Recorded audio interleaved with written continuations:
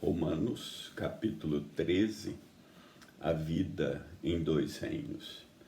É um capítulo, né, ou uma porção, de novo, porque não foi escrito em capítulos, interessante, por causa dos princípios, né, que estão ensinados aqui. Você vê que quando Paulo escreveu, existia um estado opressor, Roma, né? E a história mostra muitos governos opressores, né? E no final do capítulo 12, a gente viu a importância de viver em paz com outras pessoas, e o Estado ele é colocado por Deus para evitar a desordem, né? Trazer a ordem, ou como diz em Romanos 12, 19, dá lugar à ira de Deus, né? Que ele aplica a ira. A igreja lá que Paulo está escrevendo em Roma, ela tinha judeus e tinha gentios, a maior parte. E o judeu ele era muito resistente ao governo pelos gentios, né? Então, eles estavam sempre em choque. E aí Paulo vem e escreve, né, essas pérolas aqui de submissão, né?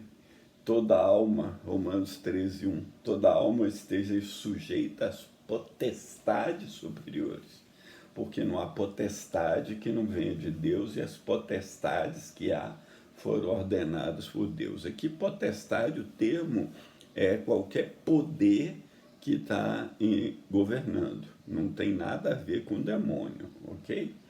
Por isso, quem resiste à potestade resiste à ordenação de Deus.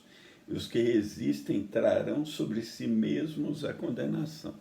Então, se toda potestade vem de Deus, né, ou se põe em Deus lá, determinado governante, ou se ele permite que se ponha através de uma eleição, né, o princípio é imutável, né? Se você resiste à potestade, se existe a ordenação de Deus. Porque o que Deus ordenou foi o poder do Estado, não fulano ou ciclano ou beltrano como governante. Porque os magistrados não são terror para as boas obras, mas para as obras. Isso é o Estado dentro da proposta de Deus, um Estado equilibrado. Ele deve ser terror para as más obras, né? Não para as boas. Queres tu, pois, não temer a potestade?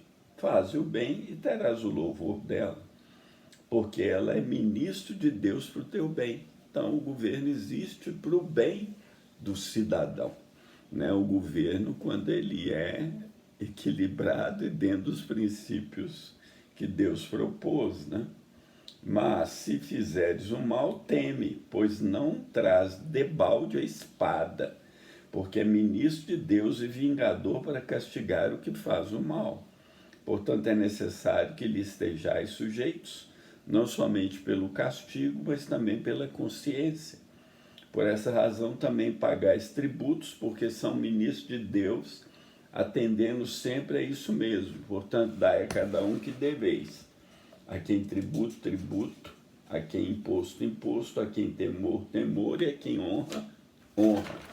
Né? Então, tem umas questões interessantes nessa porção. Qual que seriam essas questões aqui interessantes? Primeiro, qual a nossa relação com o mundo? Qual o nosso dever para com o Estado? Como enfrentamos, por exemplo, a questão da pena capital? Qual deve ser a relação entre a igreja e o Estado? E qual a função dos governos e dos Estados? Estou em preparação da aula, né? Que você ouça com atenção.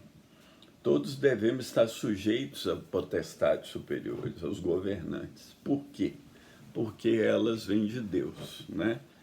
Porque Deus estabeleceu esse princípio, né, que o governo, ou o Estado, existe para o bem do cidadão.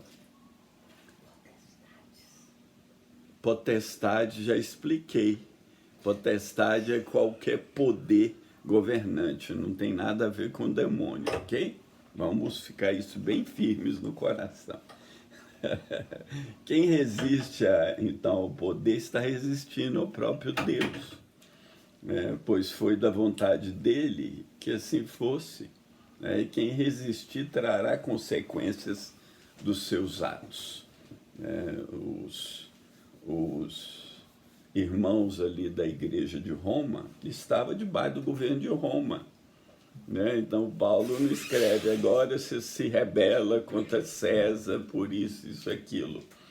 Antes, quando Paulo é preso, o que ele faz? Ele apela a César, ao tribunal de César. Então, ele é submisso à potestade.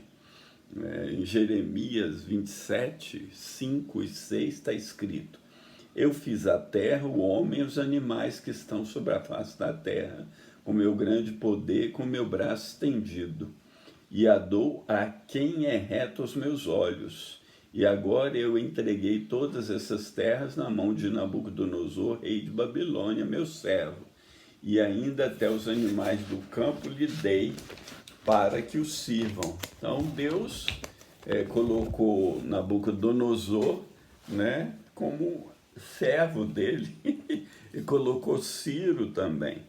Então quem se coloca contra o Estado, organiza batalha contra os governantes, vão estar contra Deus, E isso vai trazer condenação.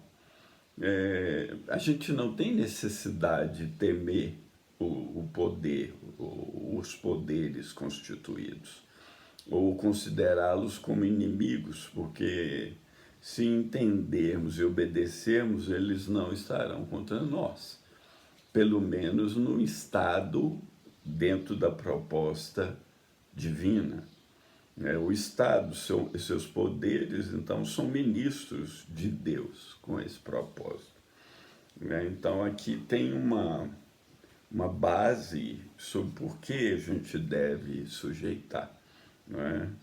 E para que a gente se sujeite ao Estado, ele fala que a gente deve dar tributo, entregar. Tributo é uma taxa direta.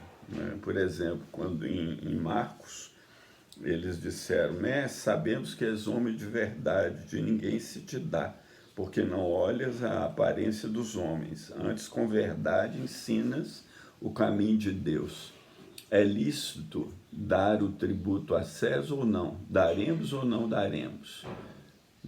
Jesus falou aquela pérola, dai a César o que é de César. Então, Jesus está falando que é lícito, Mas imposto já é uma taxa indireta.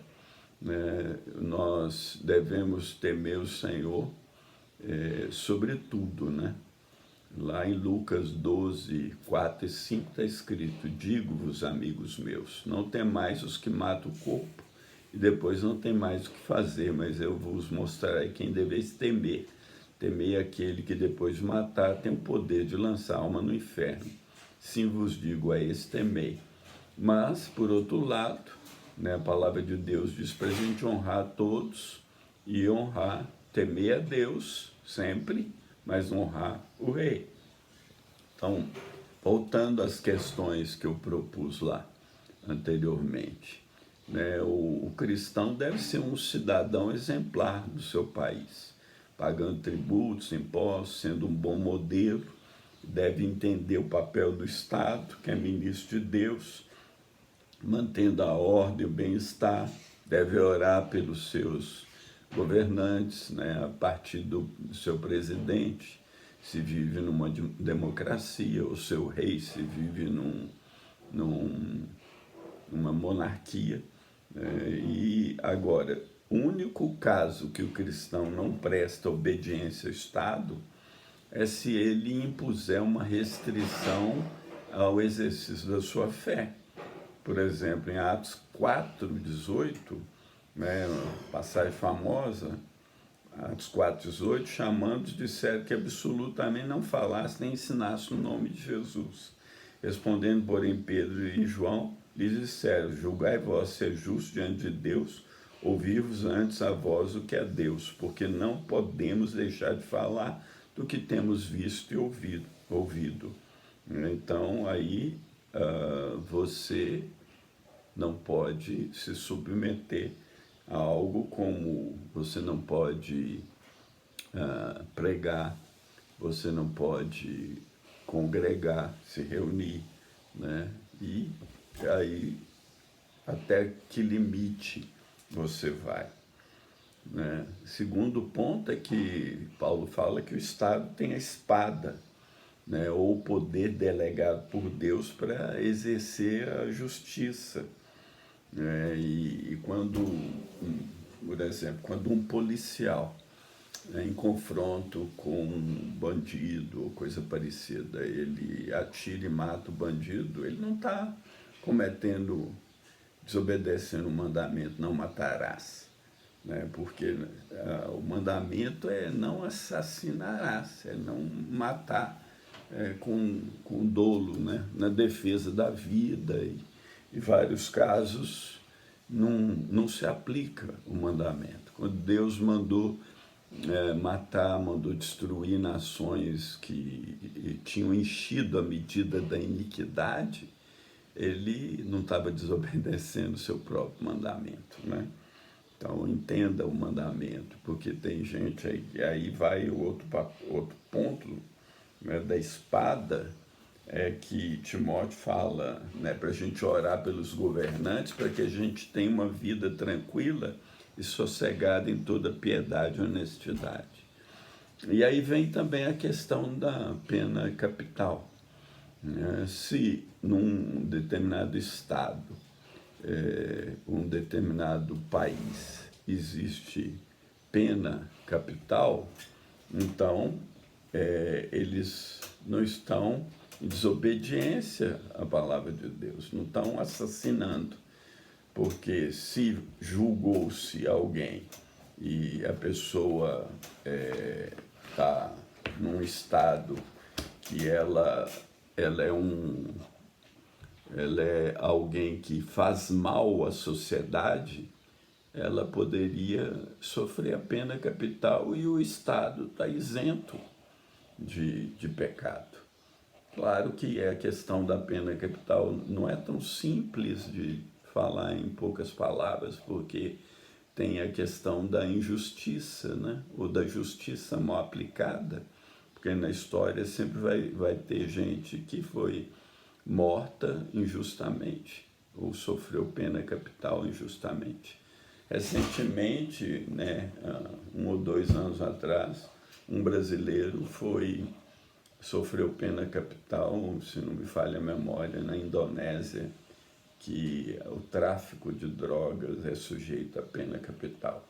E o governo brasileiro tentou libertá-lo, extraditá-lo, e o governo lá da Indonésia não fez e ele foi morto.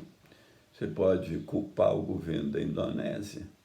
De maneira nenhuma, na lei deles, aquilo é sujeito à pena capital. Se a lei é justa ou injusta, não somos nós que vamos julgar, mas tem uma lei e o rapaz quebrou aquela lei, foi julgado e condenado de acordo com a lei daquele país, que é diferente da lei do outro país. Então, né, esse é um ponto interessante. Finalmente, tem a questão do Estado opressor, né? O Estado que oprime o cidadão, que faz tudo isso. Como que o cidadão vive nesse estado? Como o caso dos irmãos e Roma, né? Aí nós temos que continuar sendo cidadãos obedientes e modelo dentro daquela regra da não acima da vontade de Deus, não é? Mas não podemos ser rebeldes e querer derrubar o Estado, E nós nos entregamos a Deus, porque através da história ele levantou reis e abateu reis, né? Ele derrubou reinos, ele derrubou governos, ele derrubou impérios por causa da justiça dele, né? Então aí nos entregamos a Deus. Amém. Primeiro vídeo do capítulo 13. Um abraço, em nome de Jesus.